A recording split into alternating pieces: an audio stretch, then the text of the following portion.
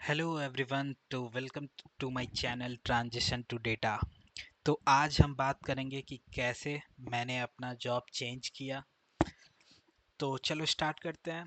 So I recently switch from my first company which was a service based company to a product based UK bank company.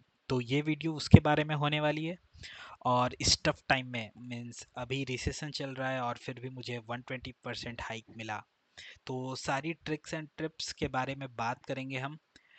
तो आइए चलते हैं। Mainly हम बात करेंगे मेरे रिज्यूमे के बारे में, जो कि मैंने कौन सा टेम्पलेट यूज़ किया, मैंने कैसे एटीएस फ्रेंडली रिज्यूमे बनाया, और एक्चुअली में और एटीएस सॉफ्टवेयर होता क्या है। तो इन सब सारी चीज़ों के बारे में हम बात करेंगे।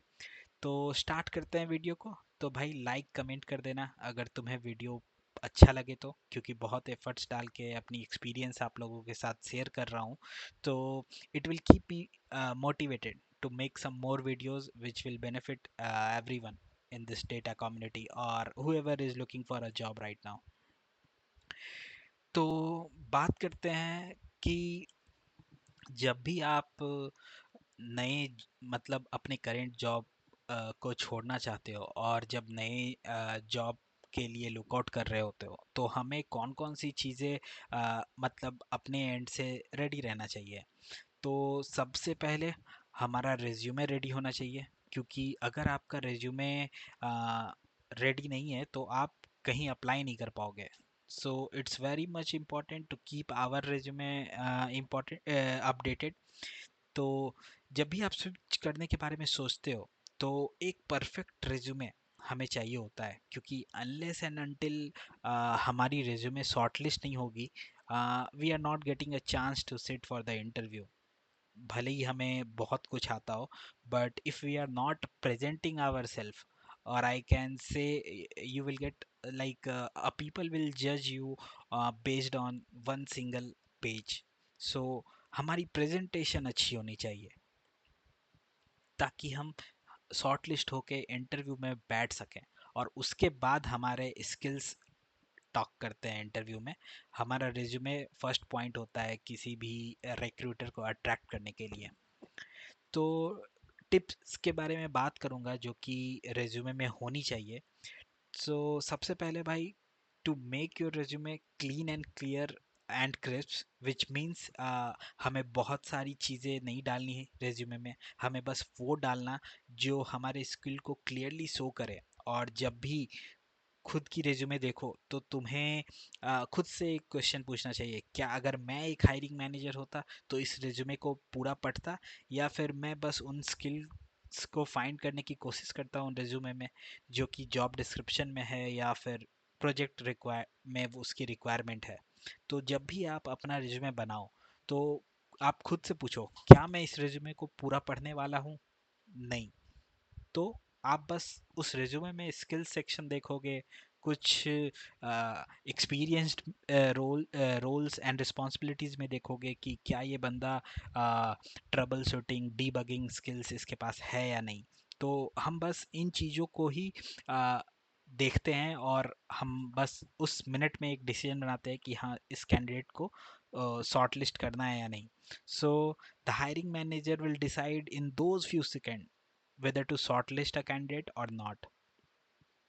तो मैंने तो मैंने एक सिंपल सा टेम्पलेट यूज़ किया था, बट मार्केट में टू कॉलम रेज्यूमे भी होता है। Many people use Overleaf or two column formats, but I will share the exact format what I used. And when you make your resume, keep the uh, font simple and avoid using colors and avoid using fancy email like cool dude and all. और जब भी आप resume बनाओ, तो font header कैसा होना चाहिए, उसके नीचे की चीज़ें कैसी होनी चाहिए, तो आपका जो पूरा ओवरऑल रिज्यूमे है वो स्टैटिक होना चाहिए। मतलब डिफरेंट डिफरेंट फॉन्ट नहीं यूज़ करेंगे, डिफरेंट डिफरेंट साइज नहीं यूज़ करेंगे। तो इन सब चीज़ों को आपको माइंड में रखना होगा। और अब बात करते हैं एटीएस। एटीएस क्या होता है?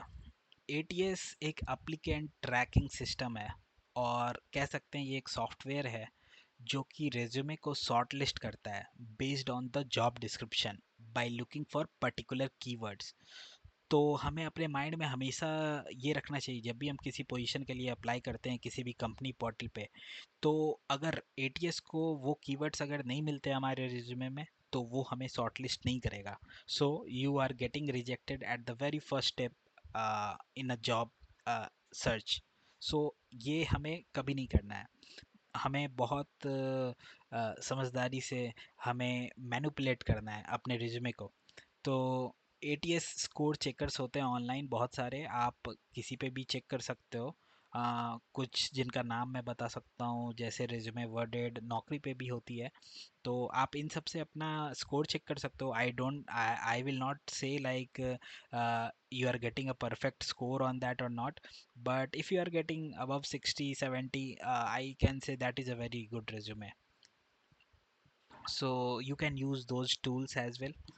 और जब भी आप कभी भी किसी भी कंपनी के पोर्टल पे जब आप जॉब अप्लाई करो तो आप अपने रिज्यूमे में कुछ कीवर्ड्स जो कि जॉब डिस्क्रिप्शन से मैच करे वैसा रखो। अगर स्किल्स मान लो कि अगर पाई स्पार्क चाहिए तो आपके रिज्यूमे में पाई स्पार्क होना चाहिए, अगर उसे स्काला चाहिए तो आपके रिज्यूमे में स्काला होना चाहिए। डीबगिंग स्किल्स, टीम लीडिंग, तो ऐसे ऐसे आपको स्ट्रॉन्ग वर्ब्स भी यूज़ करने पड़ते हैं ताकि आपका रिज्यूमे आपको क्वांटिफाई करे। और बहुत मतलब हमें बहुत डिस्क्रिप्शन में कुछ भी नहीं लिखना होता है, हमें शॉर्ट और क्लियर लैंग्वेज में ही सब कुछ लिखना होता है। और कोशिश करना चाहिए कि हमारा रिज्यूमे सिर्फ 1 पेज का ही हो, 2 पेज का नहीं होना चाहिए। तो ये सब चीज़ें हैं जिनके बारे में हम बात करेंगे। तो अभी मैं आपको अपना रिज्यूमे वॉक थ्रू करवाऊंगा कि कैसा है मेरा रिज्यूमे और क्या क्या चीज़ें मैंने यूज़ किया है, और सारे सेक्शंस को एक्सप्लेन करूंगा। तो आइए चलते हैं, अपना रिज्यूमे दिखाता हूँ मैं आपको। तो ये है मेरा रिज्यूमे, एक सिंपल सा वर्ड डॉक जिस पे मैंने ये बनाया है। जी हाँ, मैंने कोई टेम्पलेट नहीं यूज़ किया है, ना ही ओवरलिप से या ना ही किसी और ऑनलाइन पोर्टल से। ये मैंने खुद का टाइप करके बनाया है, क्योंकि अगर आप जब अपनी एक्सपीरियंसेस को टाइप करते हो तो आप उसे और भी अच्छे से लिख सकते हो। क्योंकि अगर मैं किसी भी ऑनलाइन टूल को यूज़ करूँगा तो भाई अगर मैं कुछ गलत यूज़ कर लेता हूँ जिसे मैं एक्सप्लेन ना कर पाऊँ इंटरव्यू में, वो सही इम्पैक्ट नहीं रखता है इंटरव्यूअर के सामने। तो इसीलिए मैंने प्रेफर किया कि जो भी मेरा एक्सपीरियंस है, जो भी मैं जानता हूँ, मैं उसे खुद से लिखूँ। और ये है मेरा रिज्यूमे। तो सबसे पहले आ जाते हैं भाई कि हमें यहाँ अपना नाम डालना होता है बोल्ड में। फिर डेटा इंजीनियरिंग, अगर आप डेटा इंजीनियर के लिए लुकआउट कर रहे हो तो यहाँ आप अपना डोमेन दो डेटा इंजीनियर। अगर आप जावा डेवलपर हो तो जावा डेवलपर, और अगर आप डेटा साइंटिस्ट हो तो डेटा साइंटिस्ट। यहाँ मुझे ए डब्ल्यू एस आता था तो मैंने ए डब्ल्यू एस डाला, और मैंने जिस जॉब के लिए अप्लाई किया था वहाँ पे रिक्वायरमेंट भी ए डब्ल्यू एस का था तो मैंने ए डब्ल्यू एस ही लिखा यहाँ पे। अगर आपको ए डब्ल्यू एस और एज्योर दोनों आता है तो आप वो यहाँ मेंशन कर सकते हो, या फिर अगर जी सी पी आता है तो आप जी सी पी मेंशन कर सकते हो। तो ये आपका क्लाउड एक्सपर्टाइज बताता है कि आप कौन से क्लाउड पे एक्सपर्ट हो। फिर आता है हमारा ईमेल। आप यहाँ अपना ईमेल डाल सकते हो, जो कि बहुत ज़रूरी है। उसके बाद मोबाइल नंबर, और मोबाइल नंबर आप भाई वही डालना जो आप यूज़ करते हो, जिस पे आप एक्टिव हो, कि अगर आपको रिक्रूटर रीच करे तो आप उनको जवाब दे पाओ। फिर आता है ये सेक्शन लिंक्डइन का। लिंक्डइन पे हम अपना प्रोफाइल बनाते हैं, और लिंक्डइन प्रोफाइल भी आपका अपडेटेड होना चाहिए। आप क्या करते हो, आप स्किल्स आपकी क्या क्या है, तो ये सब आप अपडेट रखो। और गिटहब, हाँ, अगर आपने प्रोजेक्ट्स बनाए हैं तो गिटहब का भी लिंक डालो यहाँ पे, कि रिक्रूटर या जो भी मैनेजर लुक कैंडिडेट ढूंढ रहे हैं उनको आपका काम पता चल सके कि अच्छा ये बंदा ये कर सकता है। तो आप ऐसे आगे बढ़ना है आपको। फिर आता है हमारा एजुकेशन सेक्शन। यहाँ पे आपको अपनी 10th 12th ये सारी एजुकेशन नहीं दिखानी है, आप अपना सबसे रीसेंट एजुकेशन दिखा सकते हो, whether it is B Tech और whether it is M Tech M B A और वॉट एवर इट इज़। आप यहाँ पे अपना लेटेस्ट एजुकेशन दिखा दो, कॉलेज का नाम यहाँ पे मेंशन कर दो, और ईयर फिर अगर आपने कोई सर्टिफिकेशन किया है जैसे कि cloud certification, safe agile certification, ये सब आप सर्टिफिकेशन सेक्शन में मेंशन कर दो, क्योंकि जब आप अपना सर्टिफिकेशन दिखाते हो तो सामने वाले को लगता है कि ये बंदा, इसको आता है, तभी इसने सर्टिफिकेशन किया है। और AWS सर्टिफाइड आप देखोगे किसी किसी जॉब डिस्क्रिप्शन में मेंशन होता है, if you are AWS certified it will be an added advantage. So आप बाकियों के कंपैरिजन में आपका रिज्यूमे शॉर्टलिस्ट पहले होगा। तो आप अपना सर्टिफिकेशन ऐड करो यहाँ पे, और जो भी सर्टिफिकेशन आपने किए हो, valid certification, AWS data certified, safe agile से सर्टिफाइड हो, वो सब मेंशन कर सकते हैं आप। फिर आता है हमारा प्रोफेशनल वर्क एक्सपीरियंस। यहाँ पे हम लिखते हैं अपना, कि आपका डेजिग्नेशन क्या है, आप किस कंपनी में काम करते हो और कब से काम कर रहे हो। इसको डिटेल में भी लिख सकते थे, बट मैंने इसलिए नहीं लिखा क्योंकि यहाँ मैंने अपना वर्क एक्सपीरियंस लिखा हुआ है, तो it will be kind of repetitive thing which will be in my resume, so I don't wanted to do that, so I just kept it simple: working as a software engineer with XYZ company from June 2021। फिर आता है हमारा skill set का section. यहाँ पे programming, आप जिस language पे भी अच्छे हो, पाइथन, पाइस्पार्क, स्काला, एसक्यूएल, आप वो मेंशन कर सकते हो। सेकेंडरी स्किल में लिनक्स, जीरा, एयरफ्लो, जो भी आपको आता है, आपका सेकेंडरी स्किल जो भी है आप वो मेंशन करो।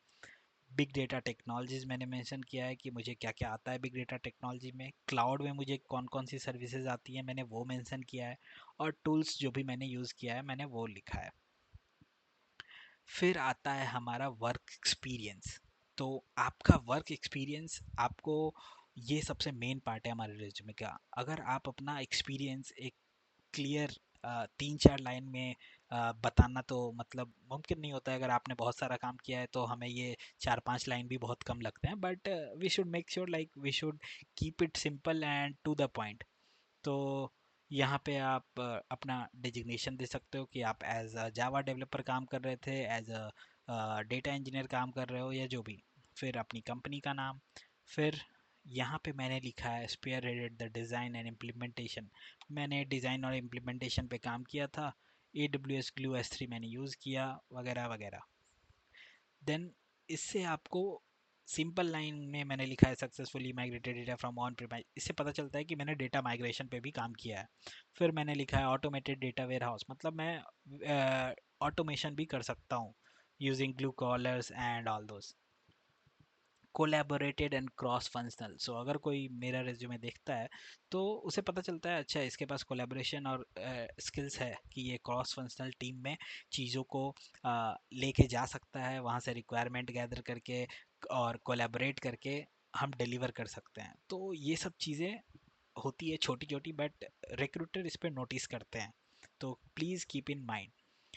अब देखते हैं worked on spark performance tuning for overall performance optimization of the process. अब आप देखो ये लाइन मैंने जो लिखा है इसमें मैं अपने आप को क्वांटिफाई नहीं कर पा रहा हूँ। ये मैंने जानबूझ के लिखा है कि मैं आपको समझा सकूँ। इस लाइन को अगर आप देखो तो इसमें मैं बस ये बता रहा हूँ कि मैंने स्पार्क ट्यूनिंग पे काम किया है, जिससे कि ओवरऑल परफॉर्मेंस जो है एप्लीकेशन का वो ऑप्टिमाइज हुआ है, बट इससे ये नहीं पता चल रहा है कितना ऑप्टिमाइज हुआ, क्या किया मैंने। तो अगर इस पॉइंट को हम दूसरे तरीके से लिखेंगे तो वो ज़्यादा इम्पैक्ट देगा, और मैं बताता हूँ आपको एक एग्जांपल के साथ कि कैसे। तो अब आप इस लाइन, ये लाइन और इस लाइन पे आप ध्यान दोगे, ये मैंने लिखा है worked on spark performance tuning for overall performance optimization of the process. और वही सेम चीज़ मैंने यहाँ पे लिखा है optimize spark performance tuning by implementing caching strategies and fine tuning resource allocation resulting in a 40% reduction in processing time for large data set, enhancing overall work efficiency। अब देखो सबसे पहले यहाँ पे पता चल रहा है कि मैंने स्पार्क ऑप्टिमाइजेशन पे काम किया है, कैचिंग स्ट्रैटेजीज भी यूज़ किया है मैंने, रिसोर्स अलोकेशन भी मुझे पता है, और जिससे कि 40% रिडक्शन हुआ है प्रोसेसिंग टाइम में। तो ये हमारे वर्क को क्वांटिफाई कर रहा है कि आप किसी चीज़ की क्वांटिटी बता रहे हो कि मैंने क्या किया, कितना किया। तो ये एक बहुत बड़ा इम्पैक्ट रखता है अगर कोई भी आपका रिज्यूमे देखता है तो, rather than writing this simple line. So जहाँ भी आप ऐसे कुछ चीज़ें चेंज कर सको आप ज़रूर करो। सिंपली आप अगर चैट जीपीटी से कॉपी पेस्ट कर रहे हो वो काम नहीं करेगा, तो आपको यहाँ पे बहुत ध्यान रखना है। तो ऐसे ऐसे आप करोगे तो इससे आपका एटीएस स्कोर भी अच्छा होगा रिज्यूमे का। तो ये चीज़ें मैंने की थी अपने वर्किंग एक्सपीरियंस सेक्शन में। प्रोजेक्ट डिस्क्रिप्शन में आप अपना प्रोजेक्ट बता सकते हो, क्लाइंट का नाम अगर आपको बताना है तो आप बताओ, ये आपकी मर्जी है। मैंने बस एक ओवरव्यू दे दिया कि मेरी एक मल्टीनेशनल शिपिंग कंपनी है जिसके लिए मैं काम करता था और वो क्या करता था मैं। तो यहाँ पे मैंने रोल्स एंड रिस्पॉन्सिबिलिटीज़ मेंशन किए हैं। फिर आते हैं हम अचीवमेंट सेक्शन पे। तो आप अचीवमेंट भी अपनी लिख सकते हो कि आपने ट्रबल शूट किया जिससे परफॉर्मेंस बॉटलनेक फाइन हुए, सक्सेसफुली आपने स्ट्रीमलाइन किया स्पार्क पाइपलाइन को। तो ऐसे ऐसे आप बता। यहाँ आप देखोगे अचीवमेंट सेक्शन में मैंने लिखा है proactively trouble shooted and resolved performance bottleneck in data pipeline during peak periods, resulting in significant improvements in data processing and speed reliability. Successfully streamlined data pipeline processes and resulting in 25% improvement in data processing efficiency. तो यहाँ भी मैंने अपने achievements को quantify करने का कोशिश किया है। और कीप इन माइंड आप स्ट्रॉन्ग वर्ब यूज़ करो, जहाँ भी हो सके अगर आप नंबर्स में चीज़ों को दिखा सकते हो वो एक अच्छा इम्पैक्ट रखता है रिक्रूटर पे। तो this is what resume I have used during my job search, and believe me, I got like 300 job opportunities, like it was on Naukri. तो अगर आपको ये वीडियो अच्छा लगा और आप चाहते हो कि मैं अपने नौकरी प्रोफाइल का भी वीडियो बनाऊं जहाँ पे मुझे रिक्रूटर्स सर्चेस कितने आए, कितने एक्शंस हुए, ये सब मैं दिखाऊंगा आपको, और कैसे आप नौकरी में भी एक सही कीवर्ड का यूज़ करना चाहिए, सही प्रोफाइल बनाना चाहिए जिससे कि आपका प्रोफाइल शॉर्टलिस्ट होने का चांस बढ़ जाता है। तो अगर आपको अच्छा लगा वीडियो तो please subscribe and comment whatever you liked and whatever you want to see more on my coming videos. It will keep me motivated. Thank you every one.